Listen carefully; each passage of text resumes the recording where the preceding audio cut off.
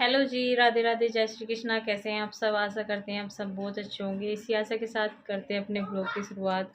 तो जी, कुछ कमेंट आ रहे थे कि आपकी भाभी की जो है डिलीवरी वो कैसे होती है, नॉर्मल होती है, सिजेरियन होती है।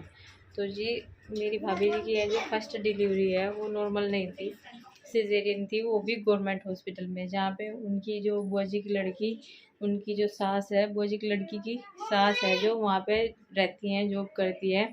तो उनके पास ही वंदना ने अपनी पहली डिलीवरी कराई थी।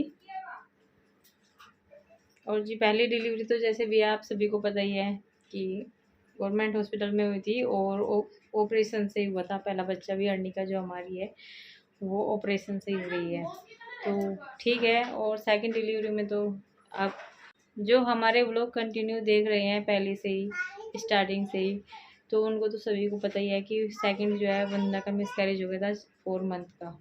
तो बड़ी बड़ा दुख हुआ था। फिर 1 साल तक उसकी मेडिसिन चली, बहुत ही प्रॉब्लम हुई, बहुत ही मतलब दिक्कतों का सामना करना पड़ा था उस टाइम पे उसे, बहुत ज़्यादा दिक्कत। हर रोज़ कुछ ना कुछ प्रॉब्लम होती रहती थी। तो फिर उनका ट्रीटमेंट यहाँ पे रूपन गुप्ता के यहाँ पे मुजफ्फरनगर से चला था।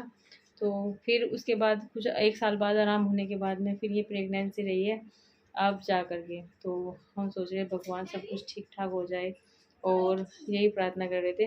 तो वंदना कहती, मुझे इस बार हम छुट्टी में गए थे कि दीदी सेकंड बच्चा तो नॉर्मल भी हो जाता है कभी कभी, किसी किसी का। मैंने कहा किस्मत वालों का होता है, लेकिन तुम्हें ये सब चीज़ें सोचनी नहीं है बिल्कुल भी कि दूसरा बच्चा नॉर्मल हो जाएगा।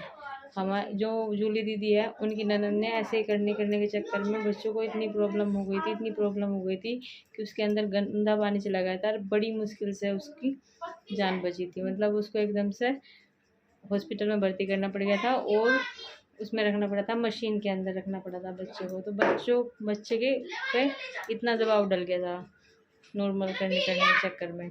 तो ऐसा कुछ नहीं करना है, और अपना जच्चा बच्चा दोनों सही चाहिए। वाणिका के बर में मैं भी यही सोच रही थी सेकंड डिलीवरी नॉर्मल हो जाए, लेकिन फिर जब मेरी ननद ने समझाया, बीच वाले ने, संजो दीदी ने, तो मैंने आस छोड़ दी। मैंने कहा कोई बात नहीं, वैसे भी होने वाली नहीं थी, क्योंकि मेरे टांगे फट गए थे और पहले ही उठानी पड़ी थी वाणिका को। तो इसीलिए आज रूटीन चेकअप के लिए मुजफ्फरनगर बुलाया है वंदना को, और निशा मलिक के यहाँ पे दिखाएंगे अच्छे से डॉक्टर के पास। तो सारी रिपोर्ट्स वगैरह सब जमा कर दिया है निशा मलिक मैम के पास में, जो अच्छा ट्रीटमेंट करती हैं। मेरी डिलीवरी वहीं पे हुई थी सेकंड, और बहुत ही अच्छा ट्रीटमेंट रहा वहाँ का। तो इसीलिए उसको भी वहाँ पे लेकर के जाएंगे, और उनकी मम्मी भी आ जाएंगी और पापा भी आ जाएंगे उधर से। और मैं तो आज भी कह रही थी कन्नू के पापा से कि मुझे लेकर के चलो, लेकिन उन्होंने मना कर दिया। ये कहने लगे भुबली दीदी आ रही है, जीजू आ रहे हैं, मैं जा रहा हूँ, और रवि भी आ रहा है ऊपर से, और तो भी जाएगी वहाँ पे, और भीड़ ही होगी। बाद में जब ज़रूरत पड़ेगी लेकर के चला जाऊँगा। लेकिन मेरा बहुत मन था जाने का, सच में बताऊँ, कि मैं भी जाऊँ इस बार वंदना के साथ में, क्योंकि थोड़ा सा देखो चिंता तो रहती है। भले ही हम कितनी भी बात कर ले, फ़ोन पे कुछ भी पूछ ले, लेकिन जो हमारे आंखों के सामने होता है ना, वो उसमें ही संतुष्टि रहती है। तो जी, ये थोड़ा सा अपडेट देना था आप सभी को।